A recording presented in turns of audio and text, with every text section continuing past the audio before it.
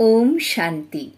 আজ 1 মে 2024, প্রাত মুরলি।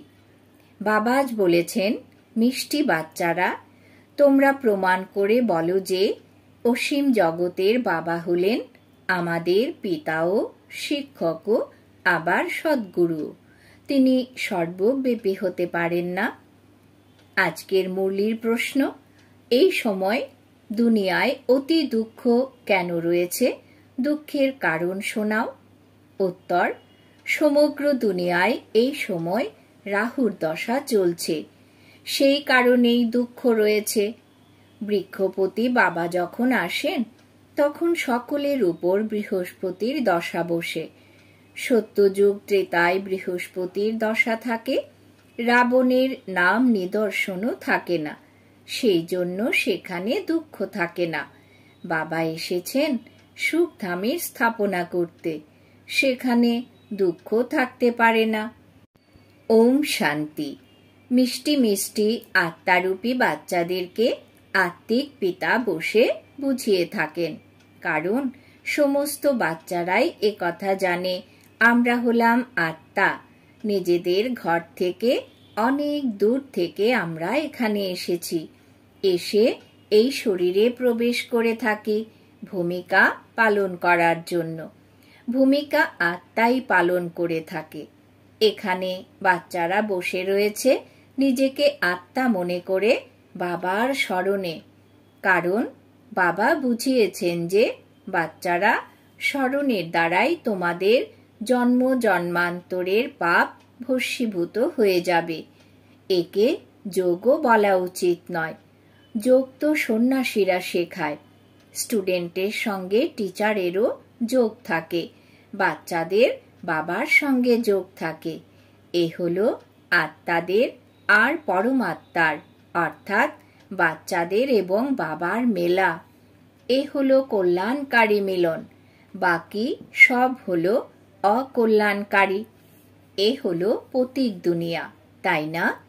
তোমরা যখন প্রদর্শনী বা মিউজিয়ামে বোঝাও তখন আত্মা আর পরমাত্মার পরিচয় দেওয়াই হলো সঠিক। আত্মারা সকলেই হলো বাচ্চা, আর উনি হলেন পরম পিতা পরমাত্মা, যিনি পরম ধামে থাকেন। কোনো বাচ্চাই নিজে লৌকিক বাবাকে পরম পিতা বলবে না, পরম পিতাকে দুঃখেই স্মরণ করে। হে পরম পিতা পরমাত্মা, পরমাত্মা থাকেনি পরম ধামে। এখন তোমরা আত্মা আর পরমাত্মার জ্ঞান বুঝিয়ে থাকো, সেই জন্য কেবল এ কথা বুঝিও না যে দুজন বাবা আছেন, তিনি হলেন বাবা ও শিক্ষকও। এ কথা অবশ্যই বোঝাতে হবে। আমরা সকলেই হলাম ভাই ভাই। উনি হলেন সকল আত্মাদের পিতা। ভক্তি মার্গে সকলেই ঈশ্বর পিতাকে স্মরণ করে, কারণ ঈশ্বরের থেকে ভক্তির ফল পাওয়া যায়, অথবা বাবার থেকে বাচ্চারা উত্তরাধিকার নেয়। ভগবান বাচ্চাদেরকে ভক্তির ফল দেন। কি দেন? বিশ্বের মালিক বানিয়ে দেন। কিন্তু তোমাদের কেবল বাবাকে প্রমাণ করলেই হবে না, উনি হলেন বাবাও, শিক্ষা প্রদানকারীও, সদ্গুরুও। এরকম ভাবে বোঝাও, তাহলে সর্বব্যাপীর চিন্তা উড়ে যাবে। এও অ্যাড করো, ওই বাবা হলেন জ্ঞানের সাগর, উনি এসে রাজযোগ শেখান। বলো, উনি হলেন শিক্ষা প্রদানকারী টিচারও। তাহলে পুনরায় সর্বব্যাপী কিভাবে হতে পারেন? টিচার অবশ্যই আলাদা, স্টুডেন্ট হলো আলাদা। যেমন বাবা হলেন আলাদা, বাচ্চা হলো আলাদা। আত্মারা পরমাত্মা বাবাকে স্মরণ করে, ওনার মহিমাও করে থাকে। বাবাই হলেন মনুষ্য সৃষ্টির বীজ রূপ। তিনি এসে আমাদের মনুষ্য সৃষ্টির আদি মধ্য অন্তের জ্ঞান শুনিয়ে থাকেন। বাবা স্বর্গের স্থাপনা করেন, আমরা স্বর্গবাসী হয়ে যাই। সাথে সাথে এও বোঝান যে দুজন বাবা রয়েছে, লৌকিক বাবা প্রতিপালন করে, তারপর টিচারের কাছে যেতে হয় পড়াশোনার জন্য। তারপর 60 বছর পরে বানপ্রস্থ অবস্থায় যাওয়ার জন্য গুরু করতে হয়। বাবা, টিচার, গুরু আলাদা আলাদা হয়। এই অসীম জগতের বাবা তো হলেন সকল আত্মাদের বাবা, জ্ঞানের সাগর। তিনি হলেন মনুষ্য সৃষ্টির বীজ রূপ, সৎ চিত আনন্দ স্বরূপ। তিনি হলেন সুখের সাগর, শান্তির সাগর। ওনার মহিমা কীর্তন শুরু করে দাও, কারণ দুনিয়ায় মতভেদ অনেক রয়েছে, তাই না? সর্বব্যাপী যদি হয়, তাহলে আবার টিচার হয়ে পড়াবেন কিভাবে? তারপর তিনি হলেন সদ্গুরু, সকলের গাইড হয়ে ফিরিয়ে নিয়ে যান, শিক্ষা দেন, অর্থাৎ স্মরণ শেখান। ভারতের প্রাচীন রাজযোগেরও গায়ন রয়েছে। পুরনোর থেকেও পুরনো হলো সঙ্গম যুগ, নূতন এবং পুরনো দুনিয়ার মাঝখানে। তোমরা বোঝো যে আজ থেকে 5000 বছর পূর্বে বাবা এসে আপন করে নিয়েছিলেন, আর আমাদের টিচার সদ্গুরুও হয়েছিলেন। তিনি কেবল আমাদের বাবাই নন, তিনি হলেন জ্ঞানের সাগর, অর্থাৎ টিচারও, যিনি আমাদের শিক্ষা দেন, সৃষ্টির আদি মধ্য অন্তের রহস্য বোঝান। কারণ তিনি হলেন বীজ রূপ, বৃক্ষপতি। তিনি যখন ভারতে আসেন, তখন ভারতের ওপর বৃহস্পতির দশা বসে। সত্যযুগে সব সময় সুখী দেবী দেবতারা থাকেন। সকলের ওপরেই বৃহস্পতির দশা বসে। যখন আবার দুনিয়া তমপ্রধান হয়ে যায়, তখন সকলের উপরেই রাহুর দশা বসে। বৃক্ষপতিকে কেউ জানে না, না জানলে তাহলে উত্তরাধিকার কিভাবে পাবে? তোমরা এখানে যখন বসো, তখন অশরীরী হয়ে বসো। এই জ্ঞান তো প্রাপ্ত হয়েছে। আত্মা হলো আলাদা, ঘর হলো আলাদা। 5 তত্ত্বের পুতুল অর্থাৎ শরীর তৈরি হয়, তার মধ্যে আত্মা প্রবেশ করে। সকলের পার্ট নির্ধারিত হয়ে রয়েছে। সর্বপ্রথমে মুখ্য কথা এটাই বোঝাতে হবে যে বাবা হলেন সুপ্রিম পিতা, সুপ্রিম টিচার। লৌকিক বাবা, টিচার, গুরুর কন্ট্রাস্ট বলে দিলে তৎক্ষণাৎ বুঝে যাবে, তর্ক করবে না। আত্মাদের পিতার মধ্যে সম্পূর্ণ জ্ঞান রয়েছে, এই বিশেষতা রয়েছে। তিনি আমাদের রচনার আদি মধ্য অন্তের রহস্য বুঝিয়ে থাকেন। পূর্বে ঋষি মুনি ইত্যাদিগণ তো বলতেন, আমরা রচয়িতা এবং রচনার আদি মধ্য অন্তকে জানি না, কারণ সেই সময় তারা শত ছিলেন। প্রত্যেকটি বস্তুই শতপ্রধান, শত রজ তমতে আসে। নূতন থেকে পুরনো অবশ্যই হয়। তোমাদের এই সৃষ্টি চক্রের আয়ুও জানা রয়েছে। মানুষ এটা ভুলে গেছে যে এর আয়ু কত। এছাড়া এই শাস্ত্র ইত্যাদি সবকিছুই ভক্তি মার্গের জন্য নির্মিত হয়েছে। অনেক গল্প রেখা রয়েছে। সকলের বাবা তো একজনই, সদ্গতি দাতা হলেন এক। গুরু অনেক রয়েছে, সদ্গতি প্রদানকারী সদ্গুরু একজনই হয়। সদ্গতি কিভাবে হয় সেও তোমাদের বুদ্ধিতে রয়েছে। আদি সনাতন দেবী দেবতা ধর্মকেই সদ্গতি বলা হয়। ওখানে অল্প সংখ্যক মানুষই থাকে। এখন তো কত অগণিত মানুষ রয়েছে। ওখানে তো কেবল দেবতাদের রাজ্য থাকবে। তারপর ডিনাইস্টি বৃদ্ধি পেতে থাকে। Lakshminarayan the first, second, third চলতে থাকে। যখন ফার্স্ট হবে, তখন কত অল্প মানুষজন থাকবে, এই চিন্তাও কেবল তোমাদের মধ্যেই চলতে থাকে। বাচ্চারা, তোমরা এ কথা বোঝো যে ভগবান হলেন তোমাদের অর্থাৎ সমস্ত আত্মাদের বাবা। তিনি হলেন একজনই। তিনি হলেন অসীম জগতের বাবা। পার্থিব জগতের বাবার থেকে পার্থিব জগতের উত্তরাধিকার প্রাপ্ত হয়, অসীম জগতের বাবা থেকে অসীমের উত্তরাধিকার প্রাপ্ত হয়। 21 জন্ম স্বর্গের বাদশাহী। 21 জন্ম অর্থাৎ যখন বৃদ্ধাবস্থা আসে তখন শরীর পরিত্যাগ করে, ওখানে নিজেকে আত্মা হিসেবে জানে। এখানে দেহ অভিমানী হওয়ার কারণে জানে না যে আত্মাই এক শরীর ত্যাগ করে অন্য ধারণ করে। এখন দেহ অভিমানীদের আত্ম অভিমানী তৈরি করবে কে? এই সময় একজনও আত্ম অভিমানী নেই, বাবাই এসে আত্ম অভিমানী করেন। ওখানে একথা জানে যে আত্মা একটি বড় শরীর ত্যাগ করে ছোট বাচ্চা হয়ে জন্ম নেবে। সাপেরও উদাহরণ রয়েছে। এই সাপ, ভ্রমর ইত্যাদির মতো সব কিছুই হলো এখানকার আর এই সময়ের, যা আবার ভক্তি মার্গে কাজে আসে। বাস্তবে তোমরা হলে ব্রাহ্মণী, যারা বিষ্ঠার পোকাকে ভোঁ ভোঁ করে মানুষ থেকে দেবতায় পরিণত করো। বাবার মধ্যে নলেজ রয়েছে, তাই না?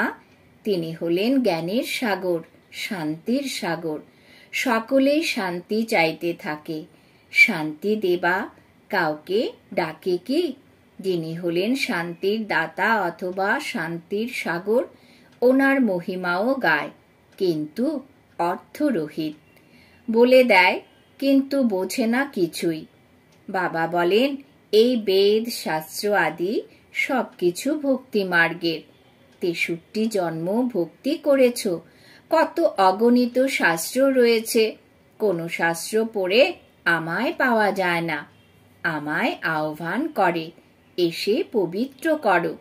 এ হলো তম প্রধান আবর্জনার দুনিয়া, যা কোনো কাজের নয়। কত দুঃখ রয়েছে। দুঃখ কোথা থেকে এসেছে? বাবা তো তোমাদের অত্যন্ত সুখ দিয়েছিলেন, তারপর তোমরা কিভাবে সিঁড়িতে নিচে নেমে গেছো। গাওয়াও হয়ে থাকে জ্ঞান আর ভক্তি। জ্ঞান বাবা শোনায়, ভক্তি রাবণ শেখায়।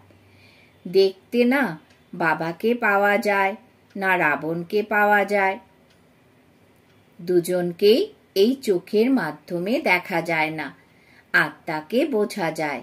আমরা হলাম আত্মা, তাহলে আত্মার বাবাও অবশ্যই রয়েছে। বাবা পুনরায় টিচারও হন, আর এরকম কেউ হয় না। এখন তোমরা 21 জন্মের জন্য সদ্গতি পেয়ে যাও, তারপর গুরুর দরকারই থাকে না। বাবা হলেন সকলের পিতাও আবার শিক্ষকও, যিনি পড়ান। তিনি হলেন সকলকে সদ্গতি প্রদানকারী সদ্গুরু, সুপ্রিম গুরু। 3 জনকেই তো সর্বব্যাপী বলতে পারে না। তিনি তো সৃষ্টির আদি মধ্য অন্তের রহস্য বলে থাকেন। মানুষ স্মরণও করে, হে পতিত পাবন এসো, সকলের সদ্গতি দাতা এসো, সকলের দুঃখ হরণ করো, সুখ প্রদান করো। হে গডফাদার, হে লিবারেটর, তারপর আমাদের গাইডও হও নিয়ে যাওয়ার জন্য।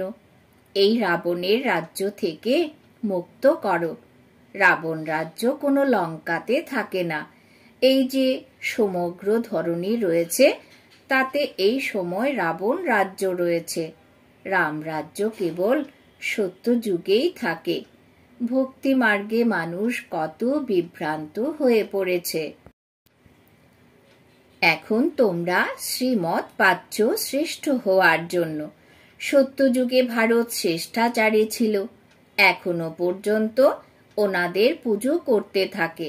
ভারতের উপর বৃহস্পতির দশা ছিল, তাই সত্যযুগ ছিল। এখন রাহুর দশায় দেখো ভারতের কি অবস্থা হয়ে গেছে। সবকিছু আনরাইটিয়ার্স হয়ে গেছে। বাবা রাইটিয়ার্স করে তোলেন, রাবণ আনরাইটিয়ার্সে পরিণত করেন। বলাও হয়ে থাকে রাম রাজ্য চাই, তাহলে এখন রাবণ রাজ্যে রয়েছে, তাই না? নরকবাসী। রাবণ রাজ্যকে নরক বলা হয়। স্বর্গ আর নরক হলো আধা-আধি। বাচ্চারা, তোমরা এও জানো যে রাম রাজ্য কাকে আর রাবণ রাজ্য কাকে বলা হয়ে থাকে। তাহলে সর্বপ্রথমে এই রকম নিশ্চয় বুদ্ধি তৈরি করতে হবে, উনি হলেন আমাদের বাবা। আমরা সকল আত্মারা হলাম ভাই ভাই। বাবার থেকে সকলের উত্তরাধিকার পাওয়ার অধিকার রয়েছে। উত্তরাধিকার প্রাপ্ত হয়েছিল। বাবা রাজযোগ শিখিয়ে সুখধামের মালিক বানিয়েছিলেন। বাকিরা সকলেই চলে গিয়েছিল শান্তিধামে। বাচ্চারা এও জানে যে বৃক্ষপতি হলেন চৈতন্য। তিনি হলেন সৎ চিত আনন্দ স্বরূপ। আত্মারা হল সত্য আবার চৈতন্য। বাবাও হলেন সত্য চৈতন্য, তিনি হলেন বৃক্ষপতি। এ হলো উল্টো বৃক্ষ, তাই না? এর বীজ ওপরে রয়েছে। বাবাই এসে বুঝিয়ে থাকেন যে যখন তোমরা তমপ্রধান হয়ে যাও তখন বাবা শতপ্রধান বানানোর জন্য আসেন। হিস্ট্রি জিওগ্রাফি রিপিট হয়। এখন তোমাদের বলে থাকেন হিস্ট্রি জিওগ্রাফি। ইংরেজি শব্দ বলো না, হিন্দিতে বলবে ইতিহাস ভূগোল। ইংরেজিতে তো সব মানুষ পড়েই, মনে করে ভগবান গীতা সংস্কৃতে শুনিয়েছিলেন। এখন শ্রীকৃষ্ণ হলেন সত্যযুগের প্রিন্স, ওখানে এই ভাষা ছিল, এরকম তো লেখা নেই। ভাষা অবশ্যই রয়েছে। যে যে রাজা হয় তাদের নিজস্ব ভাষা থাকে। সত্যযুগীয় রাজাদেরও নিজস্ব ভাষা থাকবে, ওখানে সংস্কৃত নেই। সত্যযুগের রীতি রেওয়াজই আলাদা, কলিযুগীয় মানুষের রীতি রেওয়াজ আলাদা। তোমরা সকলেই হলে মীরা, যারা কলিযুগীয় লোকলজ্জা কুলের মর্যাদা পছন্দ করো না। তোমরা কলিযুগীয় লোকলজ্জা পরিত্যাগ করো, তখন কত ঝগড়া হয়। বাবা তোমাদেরকে শ্রীমত দিয়েছেন, কাম হলো মহাশত্রু, এর উপর বিজয় প্রাপ্ত করো। যারা জগজ্জিত হবে তাদের এই চিত্র সামনে থাকবে। তোমরা তো অসীম জগতের বাবার থেকে পরামর্শ পাও যে বিশ্বে শান্তি স্থাপন কিভাবে হবে। শান্তি দেবা বললেও বাবাই স্মরণে আসে। বাবাই এসে প্রতি কল্পে বিশ্বে শান্তি স্থাপন করেন। কল্পের আয়ু দীর্ঘ করে দেওয়ায় মানুষ কুম্ভকর্ণের নিদ্রার মতো শুয়ে রয়েছে। সর্বপ্রথমে তো মানুষকে একথা পাকাপাকি ভাবে নিশ্চয় করাও যে উনি হলেন আমাদের বাবা ও টিচারও। টিচারকে সর্বব্যাপী কিভাবে বলবে? বাচ্চারা, তোমরা জানো বাবা কিভাবে এসে আমাদের পড়ান। তোমরা ওনার বায়োগ্রাফি জানো। বাবা আসেনি নরককে স্বর্গে পরিণত করতে, টিচারও হলেন তিনি। তারপর সাথে করে নিয়েও যান। আত্মারা হলো অবিনাশী, তারা নিজের সম্পূর্ণ ভূমিকা পালন করে ঘরে ফিরে যায়। তাহলে নিয়ে যাওয়ার জন্য গাইডও তো চাই, তাই না? দুঃখ থেকে লিবারেট করে তারপর গাইড হয়ে সকলকে নিয়ে যান। আচ্ছা, মিষ্টি মিষ্টি হারানিধি বাচ্চাদের প্রতি মাতা পিতা বাপ দাদার স্মরণের স্নেহ সুমন আর সুপ্রভাত। আত্মাদের পিতা তার আত্মারূপী বাচ্চাদেরকে জানাচ্ছেন নমস্কার। আমরা আত্মারূপী বাচ্চারা আমাদের মাতা পিতা বাপ দাদাকেও জানাই স্মরণের স্নেহ সুমন সুপ্রভাত নমস্কার। ধারণার জন্য মুখ্য সার। 1 নম্বর, কলিযুগীয় লোক লজ্জা কুলমর্যাদা ছেড়ে ঈশ্বরীয় কুলের মর্যাদাগুলোকে ধারণ করতে হবে। অশরীরী বাবা যা শুনিয়ে থাকেন তা অশরীরী হয়ে শোনার অভ্যাস পাকাপোক্ত করতে হবে। 2 নম্বর, অসীম জগতের বাবা হলেন পিতাও, টিচারও, সদ্গুরুও। এই কন্ট্রাস্ট সকলকে বোঝাতে হবে। একথা প্রমাণ করতে হবে যে অসীম জগতের বাবা সর্বব্যাপী নয়। বরদান। বাবা আজ বরদান দিয়েছেন, পার্থিব জগতের বালখিল্য অপকর্মের থেকে বেরিয়ে এসে আধ্যাত্মিক পরিতৃপ্তিতে থাকা প্রীত বুদ্ধি সম্পন্ন ভব। পার্থিব জগতের বালখিল্য অপকর্মের থেকে বেরিয়ে এসে আধ্যাত্মিক পরিতৃপ্তিতে থাকা প্রীত বুদ্ধি সম্পন্ন ভব। ব্যাখ্যা: অনেক বাচ্চারা পার্থিব জগতের বালখিল্য অপকর্ম করে থাকে অনেক। যেখানেই আমার স্বভাব, আমার সংস্কার এই শব্দ আসে, সেখানে এই ধরনের বালখিল্য অপকর্ম শুরু হয়ে যায়। এই আমার শব্দটি কুচক্রে নিয়ে আসে, কিন্তু যে বাবার থেকে আলাদা সে আমার হয়ই না। আমার স্বভাব বাবার স্বভাবের থেকে আলাদা হতে পারে না। সেই জন্য পার্থিব জগতের বালখিল্য অপকর্মের থেকে বেরিয়ে এসে আধ্যাত্মিক পরিতৃপ্তিতে থাকো। প্রীতিবুদ্ধি হয়ে অনুরাগে পরিপূর্ণ বালখিল্য আচরণ করতে হলে অবশ্যই করো। স্লোগান: বাবার প্রতি, সেবার প্রতি আর পরিবারের প্রতি মহব্বত অর্থাৎ ভালোবাসা থাকলে তখন মেহনত অর্থাৎ পরিশ্রম থেকে মুক্ত হয়ে যাবে। বাবার প্রতি, সেবার প্রতি আর পরিবারের প্রতি মহব্বত থাকলে তখন মেহনত থেকে মুক্ত হয়ে যাবে। আজকের সমান আমি প্রীতিবুদ্ধি সম্পন্ন আত্মা। ওম শান্তি।